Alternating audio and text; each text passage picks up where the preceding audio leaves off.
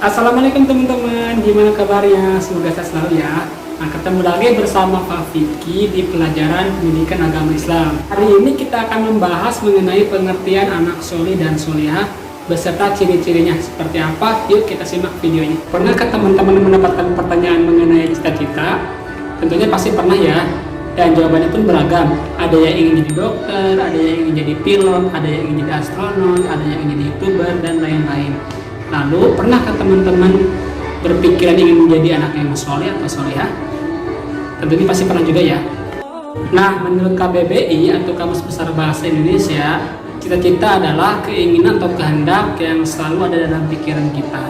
Cita-cita tidak harus selalu berupa pekerjaan teman-teman, bisa juga berupa keinginan. Seperti tadi contoh ingin menjadi anak yang soleh atau solehah, itu bisa dikatakan cita-cita. Lalu apa sih pengertian anak soleh atau anak solehah itu? Seperti apa ciri-cirinya? Yuk kita simak. Anak yang solih adalah anak yang patuh pada perintah Allah Subhanahu wa Ta'ala serta menjauhi segala larangannya. Ciri-cirinya yang pertama, dia jujur. Yang kedua, menghormati orang tua serta gurunya. Nah, yang ketiga, menghargai orang lain. Pertama, jujur. Jujur adalah kondisi di mana seseorang berkata dengan benar dan apa adanya, sesuai dengan data dan fakta yang ada. Jujur terbagi menjadi tiga. Yang pertama, jujur kepada Allah Subhanahu wa Ta'ala. Yang kedua, jujur kepada diri sendiri. Dan yang ketiga, jujur kepada orang lain.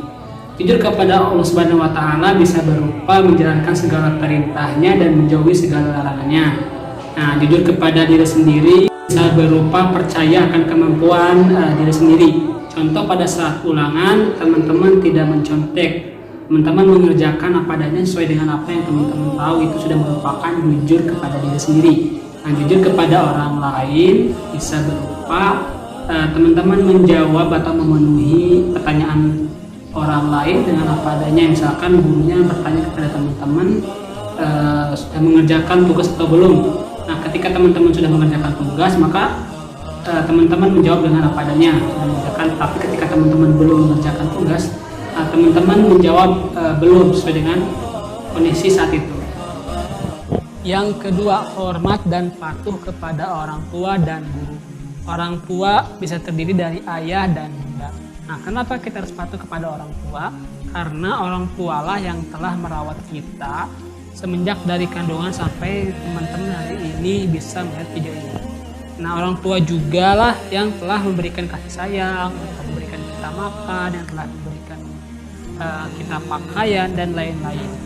Selain itu juga orang tua lah tempat di mana kita bisa mendapatkan ridho Allah. Kenapa? Karena ridho Allah itu bergantung kepada ridho orang tua. Nah, kalau kita sudah mendapatkan ridho dari orang tua, maka otomatis kita juga akan mendapatkan ridho dari Allah. Orang tua juga tempat di mana kita bisa mendapatkan banyak pahala, seperti membantu pekerjaannya, menuruti perintahnya, serta mendoakannya. Lalu kenapa kita harus hormat kepada guru? Karena guru merupakan pengganti orang tua teman-teman selama di sekolah.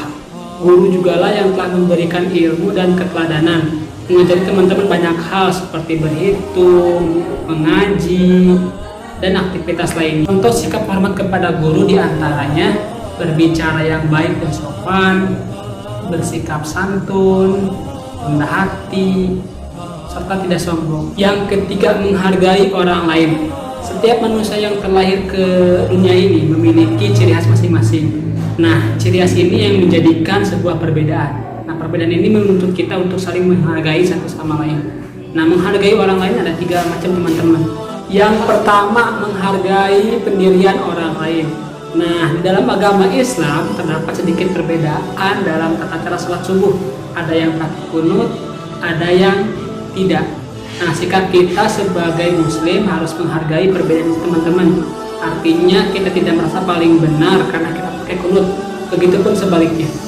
Yang kedua, menghargai perbedaan keyakinan atau perbedaan agama. Contoh, ada dua orang sahabat bernama Tony dan Peter.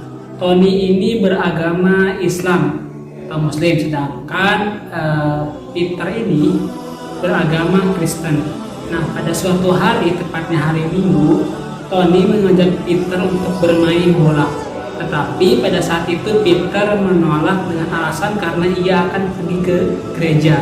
Nah, Tony memakluminya dan menghargai keputusan Peter. Nah, itulah bentuk contoh menghargai perbedaan keyakinan atau perbedaan agama.